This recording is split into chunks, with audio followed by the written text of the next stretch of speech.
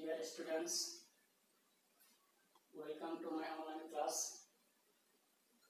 In my previous class, I discussed some rules on completing sentence. Today, I'm gonna discuss some more rules on completing sentence. প্রিয় শিক্ষার্থীরা, তোমাদের পরীক্ষায় completing sentence answer করার জন্য আমি আজকে কিছু ইম্পর্ট্যান্ট রুলস নিয়ে কথা বলবো। আমি এখানে প্রথমে রেখেছি 2TW2 .2 TU2 2.2 এটা মানে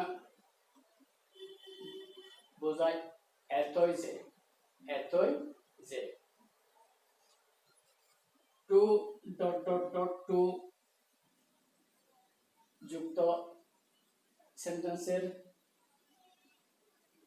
দুই ধরনের স্ট্রাকচার রয়েছে। প্রথমে আমি যে স্ট্রাকচার রেখেছি সেটা হচ্ছে প্রথমে সাবজেক্ট বসে, এরপরে ভার্ব বসে প্লাস 2 বসে, এরপরে অ্যাডজেক্টিভ অথবা অ্যাডভার্ব বসে প্লাস 2 বসে, প্লাস ভার্ব বসে প্লাস বাক্যাংশ থাকলে বসে।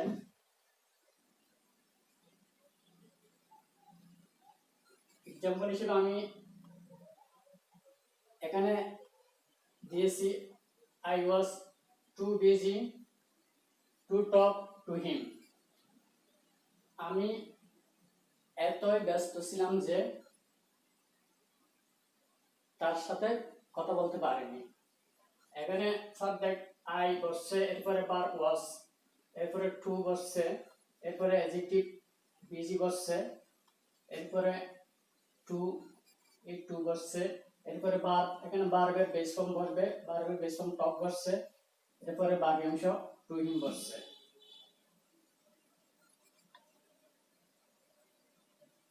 তোমাদের পরীক্ষায় এইটুকু দিয়ে থাকবে I was too busy, তোমাদেরকে এই বাক্যাংশটুকু লিখতে হবে। এখানে বিজি অ্যাডজেক্টিভ এটা পর্যন্ত দিয়েছে, এরপরে টু লিখছি, এরপরে ভার্বের বেস ফর্ম টক লিখেছি, এরপরে বাক্যাংশ এখানে টু হিম এটা লিখেছে।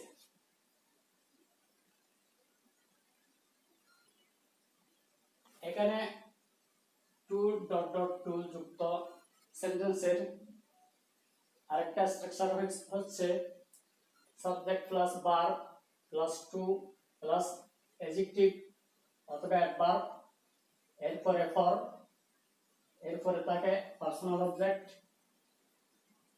প্লাস 2 বসে, এরপরে ভার্বের বেস ফর্ম বসবে, এরপরে বাক্যাংশ থাকলে বসবে।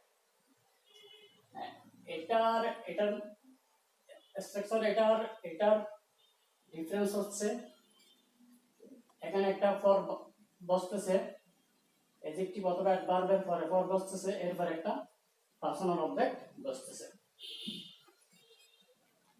এক্সাম্পল হিসেবে আমি দিয়েছি the box is too heavy for him to carry. বাক্সটি তার জন্য এত ভারী যে সে বহন করতে পারে না।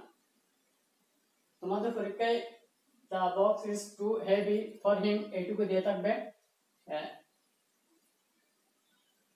এখানে পার্সোনাল অবজেক্ট এইটুকু দিয়ে থাকবে, এরপরে টু প্লাস ভার্ব, এরপরে বাক্যাংশ থাকলে এটা তোমাদেরকে লিখতে হবে। আমি এখানে 2 প্লাস ভার্বের বেস ফর্ম এর এটা লিখেছি।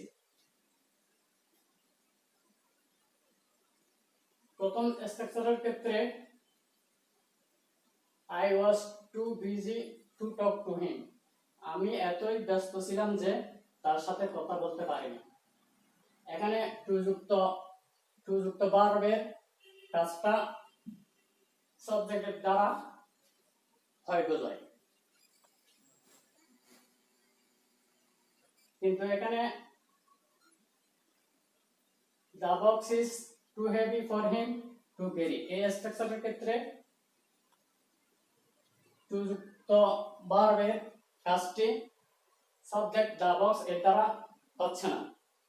বহন করার কাজটা এখানে সাবজেক্ট দা বক্স এই করতেছে না, বহন করা এটা অন্য কেউ দ্বারা হচ্ছে। এখানে সে বহন করতে পারে না, সে ইংরেজি হি, এখানে ফরে অবজেক্ট হিসেবে হির অবজেক্ট হিসেবে হিম বসেছে। এরপরে রেখেছি আমি সু ডট ডট ডট দ্যাট। সু ডট ডট ডট দ্যাট এটার মানে হলো এতই যে, এই সু ডট ডট দ্যাট যুক্ত সেন্টেন্সের স্ট্রাকচার হলো প্রথমে সাবজেক্ট, এরপরে ভার্ব বসবে, এরপরে সু বসবে, এরপরে অ্যাডজেক্টিভ অথবা অ্যাডভার্ব বসবে, এরপরে দ্যাট বসবে, এরপরে সাবজেক্ট বসবে, এরপরে ক্যানট অথবা কুড নট বসবে, এরপরে ভার্ব, এখানে ভার্বের বেস ফর্ম বসবে প্লাস বাক্যাংশ থাকলে বসবে। এখানে আমি एग्जांपल হিসেবে দিয়েছি the man was so tired that he could not walk। মানুষটি এতই ক্লান্ত ছিল যে সে হাঁটতে পারল না। এখানে সাবজেক্ট the man, এরপর ভার্ব was, এরপর সু বসছে, এরপর এখানে টায়ার্ড এটা অ্যাডজেক্টিভ এটা বসছে, এরপরে দ্যাট বসছে, এরপরে আবার সাবজেক্ট, এখানে আবার এই সাবজেক্ট এখানে এই প্রথম সাবজেক্ট আবার বসে, আর প্রথম সাবজেক্ট যদি নাউন হয় তাহলে সেটা প্রনাউন বসে। এখানে দা ম্যান সাবজেক্ট এর প্রনাউন কি বসছে, এরপরে এখানে কুড নট বসছে, ক্যান নট অথবা কুড নট যে কোনো একটা বসবে। দ্যাট এর আগে যদি পাস্ট টেন্সে থাকে তাহলে দ্যাট এর পরে কুড নট বসবে, আর দ্যাট এর আগে যদি প্রেজেন্ট টেন্স থাকে তাহলে দ্যাট এর পরে ক্যান নট বসবে। এরপরে ভার্ব ওয়াক বসছে, এরপর বাকি অংশ থাকলে বাকি অংশ বসাতে হবে। তাহলে তোমাদের পরীক্ষায় এই দ্যাট এর পূর্ব পর্যন্ত দেয়া থাকবে, the man was so tired এটুকু দেয়া থাকবে। তোমাদেরকে এই দ্যাট থেকে বাকিটুকু লিখতে হবে। এখানে দ্যাট দেন লিখেছি, এরপরে সাবজেক্ট কি লিখেছি, এখানে ফার্স্ট এই দ্যাট এর আগে ফার্স্ট টেন্স সেজন্য এখানে কুড নট লিখেছি, তারপরে ভার্ব, এখানে ভার্বের বেস ফর্ম ওয়াক লিখেছি, ক্যান নট কুড নট এগুলো পরে ভার্বের বেস ফর্মে বসবে, কারণ ক্যান কুড এগুলো মডেল অক্সিলারি পরে ভার্বের বেস ফর্ম বসে। এরপরে এখানে বাকি অংশ থাকলে এটা দিতে হবে। এরপর আমি এখানে যেটা লিখেছি সেটা হচ্ছে সো দ্যাট অথবা ইন অর্ডার দ্যাট।